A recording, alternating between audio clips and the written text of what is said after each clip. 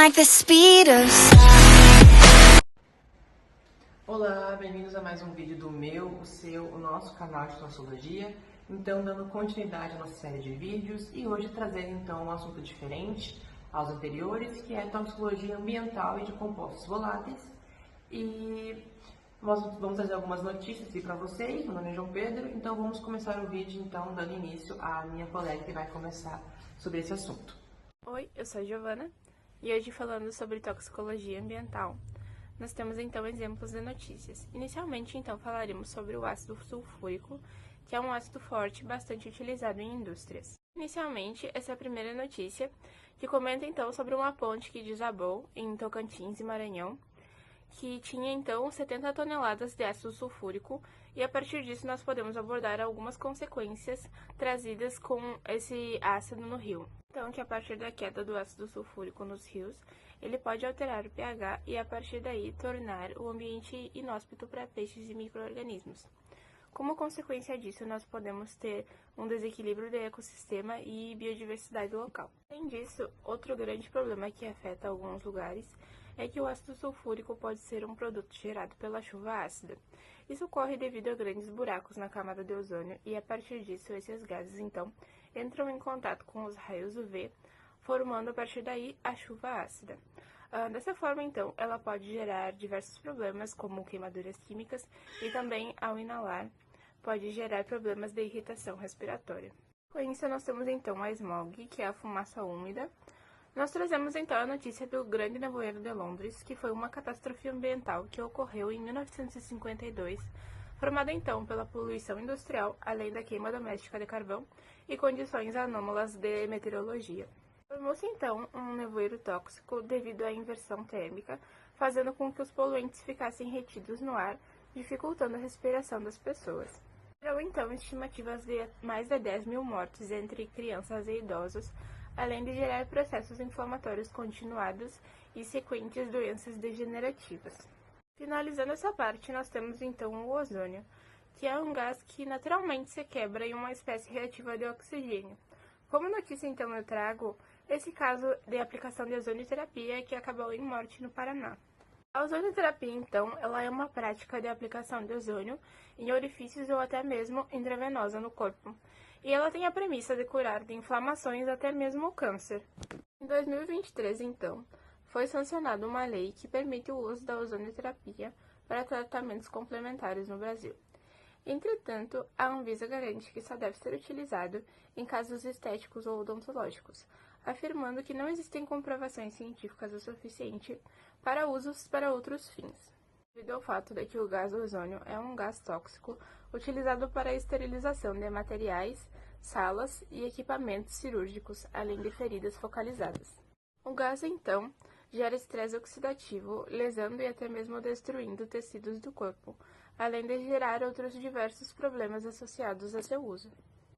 Meu nome é Gabriela e vou falar sobre dois casos envolvendo os hidrocarbonetos, que são compostos que são altamente voláteis e lipossolúveis, e isso vai facilitar a dispersão deles no meio ambiente e a absorção pelo organismo humano. Os casos que eu vou contar, eles são o caso agudo da Vila Socó, que ocorreu em Cubatão, e a contaminação crônica do Love Canal, que aconteceu nos Estados Unidos. Primeiro eu vou falar sobre o caso da Vila Socó. Ele é um exemplo clássico de desastre agudo envolvendo os hidrocarbonetos, ocorreu no Brasil em 1984. Foi um vazamento de um duto da Petrobras que acabou vazando cerca de 700 mil litros de gasolina. E a gasolina é uma mistura rica em compostos como o benzeno, o tolueno e chilenos. E por isso ela acabou evaporando muito rápido e criou uma nuvem de vapor altamente tóxica e inflamável sobre a comunidade. Então as vítimas que sofreram por conta disso, elas não sofreram apenas com queimaduras por causa do incêndio, mas com uma inalação aguda desses vapores, que causaram depressão do sistema nervoso central, narcose e asfixia química imediata. Agora eu vou falar sobre o caso Love Canal, que aconteceu nos Estados Unidos nos anos 70. Diferente do caso da Vila Socó, que é um caso agudo, né? Esse daqui é o maior exemplo mundial de intoxicação ambiental e crônica. que aconteceu porque durante décadas uma indústria química ela enterrou cerca de 21 mil toneladas de resíduos tóxicos, incluindo grandes quantidades de solventes aromáticos e um canal desativado. E anos depois foi construído sobre esse terreno um bairro e uma escola. E com o tempo, né, foi ocorrendo uma contaminação do solo e essa exposição prolongada da população a esses aromáticos, né, resultou em taxas alarmantes de leucemia, abortos espontâneos e malformação congênita em crianças nessa população. Então, dando continuidade ao assunto, agora eu vou falar um pouco sobre os compostos orgânicos voláteis e eu vou começar então falando sobre os hidrocarbonetos clorados. O primeiro caso que eu vou falar, ele aconteceu em 2017 nos Estados Unidos, no estado do Tennessee, onde um homem que trabalhava com decapagem de tinta, ele foi realizar um serviço num banheiro pequeno, sem ventilação. E o seu removedor de tinta que ele estava utilizando, ele continha quantidades de clorometano. E por conta da falta de versão de EPI ou qualquer segurança a utilizar esse removedor, ele então teve uma inalação aguda desse diclorometano e ficou inconsciente. E ele continuou inalando quando inconsciente e quando ele foi encontrado, ele infelizmente faleceu. E quando foi investigado, feita a autópsia, foi visto então que era por conta desse removedor de tinta com diclorometano. O próximo caso que eu vou trazer aconteceu em 2018 nos Estados Unidos, em Nova York, onde uma mulher que trabalhava numa lavanderia, ela teve uma exposição contínua de tetracloretileno. Esse tetracloretileno ele é presente nas lavanderias porque ele é utilizado como desengordurante. E ela teve, então, alguns sintomas, entre eles como cefaleia, tontura, déficit de memória. E ela foi ao médico para poder ver o que estava acontecendo.